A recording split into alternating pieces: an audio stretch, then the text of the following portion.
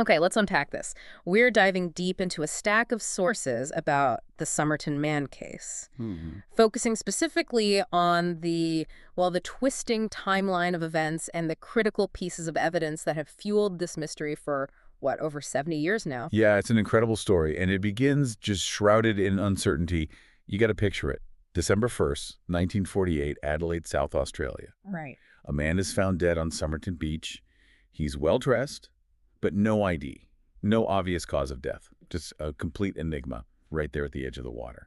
So our mission for you today, drawing on everything from historical accounts, witness statements, forensic reports, and even some groundbreaking modern science, Yeah, all of it. is to guide you through the known facts and that decades-long journey to try and uncover who he was and, well, what happened. Let's start with that timeline. That's crucial. Yeah, let's jump straight in. Specifically, the final 24 hours we can sort of piece together. Based on the sources, it looks like the man likely arrived in Adelaide by train on November 30th, 1948. Probably one of the morning trains, maybe the Melbourne Express or the Broken Hill Express. They rolled in around 9:05 or 9:17 a.m. And tracking his arrival like that is really vital. It puts him in Adelaide. It gives us his potential starting point before he ends up on Somerton Beach. It's really the first known step in his final journey. And those steps are, well, they're really curious, aren't they? Mm-hmm.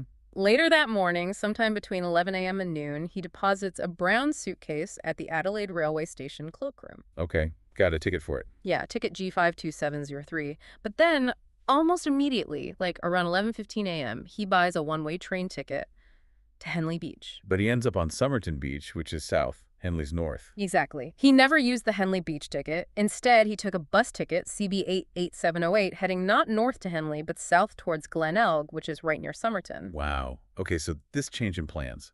Buying a train ticket for one place, but taking a bus to another and leaving a suitcase behind, that immediately raises questions. Sure. I mean, why the sudden switch? Why get rid of his luggage, even temporarily?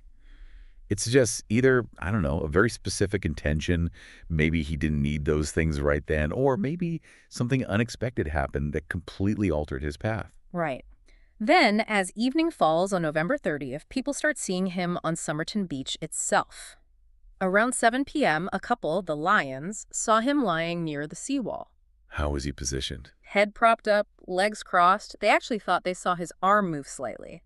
Then about 30 minutes later, another couple, Neil and Straps, saw him in the exact same spot, same position. Same position, okay. Yeah, they even apparently joked about him being dead to the world because mosquitoes were buzzing around and he wasn't reacting at all. That consistency in position across different witnesses, that's striking. But here's where the timeline gets a bit hazy. Oh, okay. There's another witness account, though it's unconfirmed, claiming to have seen a man carrying another man near the water, maybe around 10 p.m. that night. Yeah. That late sighting, if it's true, I mean, that's the basis for some theories about maybe a body substitution. Yeah. Even the coroner, Cleland, considered it a possibility. Okay, regardless of what might have happened late that night, the discovery definitely came the next morning, December 1st. Around 6:30 a.m., Mr. Lyons, the guy who saw him the night before, Right. he returned to the beach after a swim, found the man still there, and realized he was dead. Constable Moss arrived shortly after, maybe 6:45 a.m. And those initial police observations are really critical because they shaped the whole early investigation. He was fully clothed, Yeah. no signs of a struggle, no external violence, and that half-smoked cigarette resting on his lapel. Hmm. Well, it all pointed away from, a violent attack or immediate distress right there on the beach. So what did they actually find on him then? Okay, so on the body itself, that unused train ticket to Henley Beach, Right, the one he didn't use. the used bus ticket to Glenelg, some Army Club cigarettes, but with Conceitus brand cigarettes inside the packet. Oh, that's odd. Yeah. Matches, 2 combs, chewing gum, and a handkerchief. Pretty standard pocket contents, apart from the tickets. But what was missing is maybe even more significant. Absolutely. Zero identification. Yeah. No wallet, no papers, nothing. And crucially, every single clothing label had been carefully removed. Every single one. Everyone. This wasn't accidental like losing your wallet. Yeah. This feels like a deliberate effort to erase who he was. Wow. Okay, so the medical side. The initial examination by Dr. Bennett at Royal Adelaide Hospital that morning, he estimated the time of death around 2 a.m. And his initial suspicion. Heart failure, possibly because of poisoning. He noted the man's bluish complexion, cyanosis. Right, which can indicate lack of oxygen consistent with poisoning or heart failure. Yeah. Then the full autopsy by Dr. Dwyer followed. It confirmed congestion in his organs, stomach, liver, spleen, and found blood in his stomach. Which points more strongly to poison. Yeah, it really strengthened that suspicion. Yet, despite doing all the tests they could back then, no common poisons were detected. Nothing. So they suspect poison, but can't find any. Exactly. And this is where the mystery deepens considerably. Sir Cedric Stanton Hicks, who was a leading toxicologist at the time, he proposed a crucial possibility. Which was? He suggested the man might have been poisoned by a very rare, fast-acting substance, something like a glycoside, maybe digitalis or strophanthin, stuff that would break down quickly in the body and be undetectable by the methods they had in 1948. Ah, okay. And for you listening, this is really a key insight, isn't it? Totally. It explains why those initial investigators hit a brick wall on the cause of death. They suspected poison, the autopsy kind of supported it, but the science at the time just couldn't find the proof. Left a huge question mark right at the center of the case. Exactly. It left them with this strong suspicion, either foul play or maybe suicide by poison, but no definitive forensic answer. A real dead end, pun intended, I suppose. Okay, moving beyond those initial days, some really key clues did emerge later. Almost like the mystery was slowly giving up its secrets. Like what? Well, January 14th, 1949, that suitcase he'd checked at the railway station, it was finally located. Ah, the suitcase. What was inside? Various clothes, personal items, like a stenciling brush, scissors, and importantly, a spool of orange thread, Barber brand. Orange thread. Why is that important? Because it turned out to perfectly match some repairs that had been made on the man's trousers, the ones he was wearing. Okay, so it definitely links the suitcase to him. Yeah. And confirms he was, a well-dressed man, looked after his things. Right, but frustratingly, still no ID in the suitcase. Still nothing. Ugh. They did find some items with names written on them, like Keen, or maybe T. Keen, on a laundry bag, a tie. Keen. Did that lead anywhere? Well, they tried. They looked for missing persons named Keen, but couldn't definitively link any of them to this man. So another promising lead that just went cold at the time. Wow. Okay, what else? Then came perhaps the most famous, most iconic piece of evidence, April 1949, the Tamam Shud note. Ah, yes, Tamam Shud. Found hidden in a tiny secret pocket, almost like a fob pocket, but sewn into the waistband lining of his trousers. Just those two words on a tiny scrap of paper. Tamam Shud. It's Persian, right? Yeah. It's the final phrase in Edward Fitzgerald's very popular translation of the Rubaiyat of Omar Khayyam. And it means? The end, or it is finished. Wow. Finding that phrase tucked away so deliberately, that screams intentionality. The research we looked at points heavily towards this being his personal farewell to the world, basically a suicide note. It seems likely. And that tiny piece of paper then led to the discovery of the actual book it came from. How did they find the book? Well, in July 1949, so months later again, a local man found a copy of Fitzgerald's Rubaiyat in his unlocked car. He'd apparently parked it near Somerton Beach months earlier, around the time the body was found, and just hadn't noticed the book tossed into the back. And this book was missing the last page. Exactly. The final page, the bit where Tamam Shud should have been, was ripped out. The scrap found in the man's pocket fit perfectly.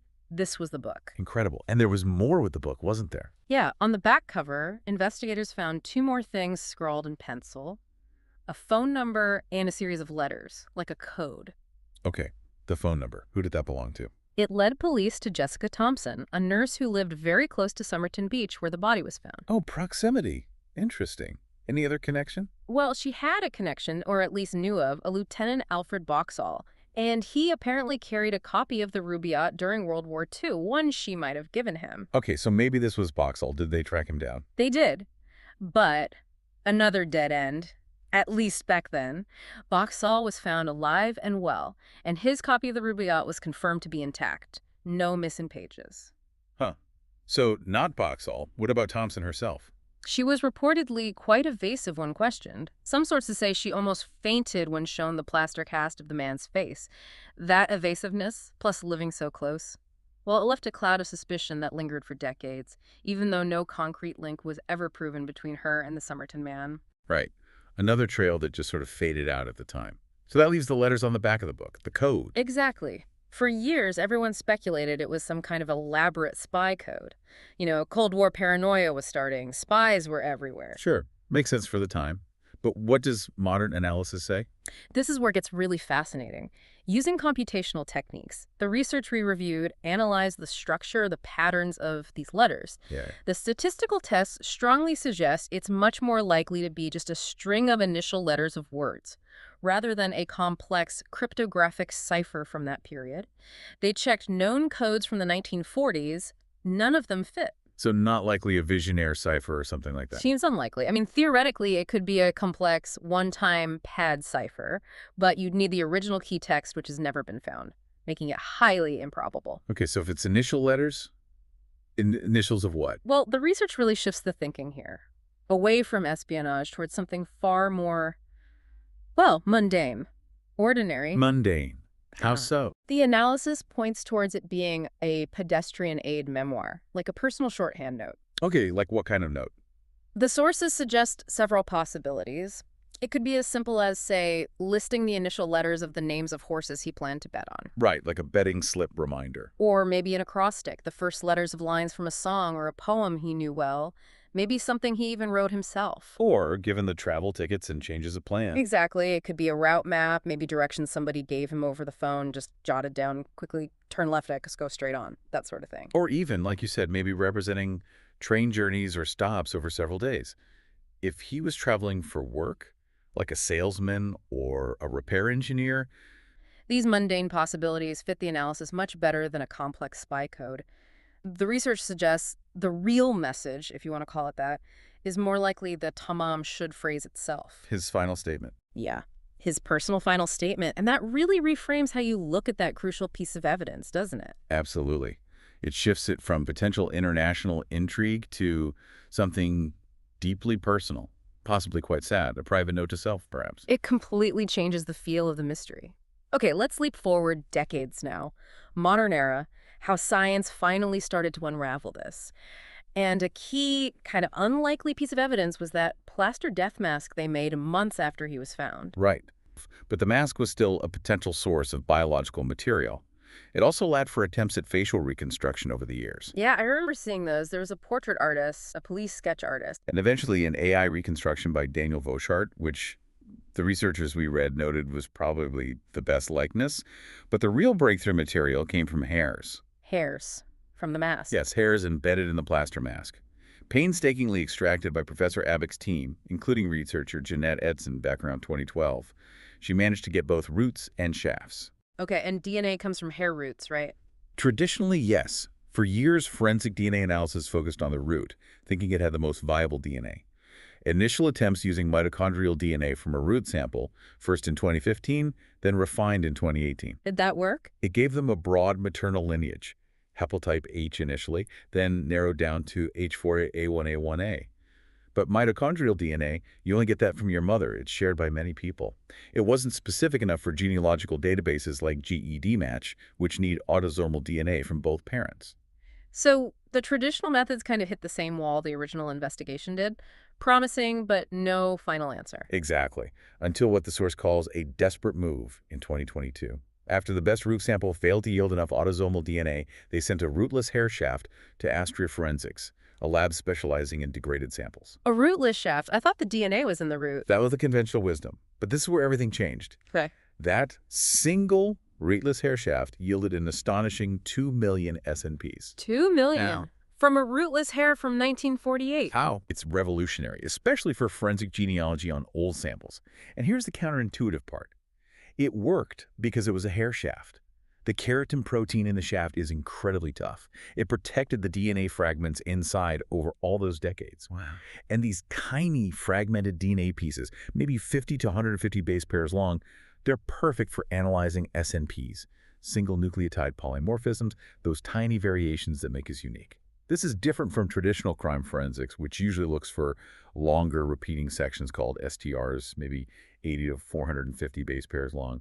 Those STRs degrade much more easily over time. So the fragmentation actually helped. In a way, yes, for this specific type of analysis. This case basically set a world record for successful forensic genealogy using ancient hair shaft DNA. It's changing the field. And this is where that engineering approach mentioned in the source really comes in, right? Dealing with messy, incomplete data. Exactly. Think of it like piecing together a shredded document. Traditional DNA forensics needed large, clean pieces, like intact STRs. But these newer methods, often using engineering principles, can work with millions of tiny fragments, the SNPs. How does that work? Concepts like graceful degradation, meaning the system can still work and give you answers even with incomplete or noisy data. And imputation, which is like smart error correction. You use the patterns you can see in the millions of known fragments to intelligently infer the likely missing information. So it's like filling in the gaps based on the surrounding data. Precisely. It's a different way of thinking about DNA analysis, almost treating it like a complex signal processing problem. And that engineering mindset is what made solving this possible with such fragmented, decades-old DNA. It's kind of amazing. Absolutely incredible. And that incredible data, those 2 million SNPs, led directly to the identification. They were uploaded to GED Match Pro, the genealogical database. Yes. And working closely with the renowned forensic geneticist Colleen Fitzpatrick, they started the painstaking work of building a massive family tree. How massive. Based on distant relative matches found through the SNP data, they built out a tree connecting over 4,000 people, tracing branches back in time, looking for where different lines converged. That's immense. It is. And this massive effort eventually led them to a potential candidate, Charles Webb, born in Melbourne in 1905. Crucially, he had no recorded day of death. Charles Webb. So the final step was confirming that lead, right? Making sure it wasn't just another Keene. Absolutely critical. They had to verify it.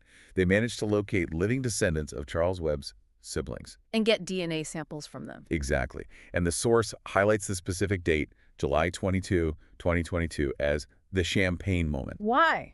That's when a DNA match came back positive. A match with a descendant of Charles Webb's maternal aunt definitively confirmed his identity. After 70-plus years, the Somerton Man had a name.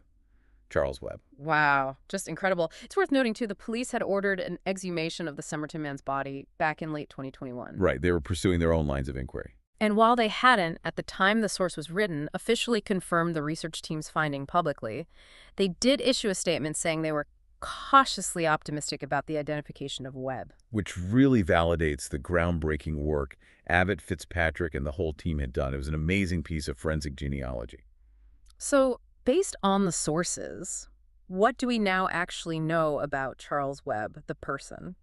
Well, we know he was born November 16, 1905, in Footscray, Melbourne. He was the youngest of 6 children. He went to a technical college, which is now Swinburne University. What did he do for work? He worked as an electrical instrument maker, specifically making hand drills, it seems. He married Dorothy Robertson in 1941. Were they still married? No, they separated in 1947, and their divorce was actually finalized in 1952, years after his death, because she didn't know what had happened to him. His family life seems quite fragmented by the late 1940s. No, sir. His parents were dead. A brother and a nephew had died in the war. His eldest brother was ill. One sister even left him money in her will later on, thinking he must still be alive somewhere. Wow. And the Jessica Thompson connection? Any family link there? No. The DNA conclusively proved he was not related to Jessica Thompson's son, despite that weird coincidence about them both possibly missing the same incisor teeth. That was just chance. Okay. What about physically? Did the autopsy match what they found about Webb? Yes, pretty well. The autopsy noted he was in good physical condition, clean nails, well-maintained feet, and they found evidence Webb was physically fit. He played sports. There's even a photo of him on a 1921 football team. There's one more fascinating detail from the modern analysis from the hair shaft. Ah, yes, the laser ablation mass spectrometry. Tell us about that. Right, it's a technique that can analyze the chemical composition along the length of a hair, basically giving a timeline of exposure. And they found? Varying levels of lead exposure. There were high lead levels about a month before his death, maybe consistent with his work, soldering perhaps. Could be. But then there was a significant decline in lead levels as the time of death approached. What might that signify? Well, it could suggest a change in his routine. Maybe he stopped working. Or perhaps even a change in location during his final month. Moving away from the source of lead exposure. It's another small clue about his last weeks. Fascinating. So this entire scientific journey, really, from hairs stuck in an old plaster mask to advanced DNA analysis and even chemical analysis of the hair, that's how this decades-old historical mystery finally got its most critical answer, the identity. The Somerton Man was Charles Webb. It just shows the incredible power of persistence in scientific advancement in shedding light on these really dark corners of the past. So what does this all mean for you listening? We have an identity, Charles Webb. That's huge. But drawing only from the sources we've discussed, some of the deepest parts of his story, they remain unknown. Exactly. We still don't know precisely where Charles Webb was living or exactly what he was doing in those final weeks leading up to November 30th. Why Adelaide? Why Somerton Beach? And the cause of death. Well, poisoning is still the strong suspicion, right? And that, Yeah. Tamam should note, points heavily towards suicide. But the precise cause of death, that specific poison, if it was poison, it remains unconfirmed in a definitive forensic sense. The science got us his name, but not the final answer to how he died. So for you, maybe consider this final provocative thought, just based on the source material we've explored today. Okay. Given Charles Webb's apparent careful planning for his final journey, depositing the suitcase, changing destinations, meticulously removing his clothing labels, and that intensely personal Tamam should note found hidden on him, alongside that scientific hint from the lead levels in his hair, suggesting maybe a change in routine or location in his final month, what sort of final chapter might Charles Webb have been deliberately writing in his own life before he reached the end on Somerton Beach?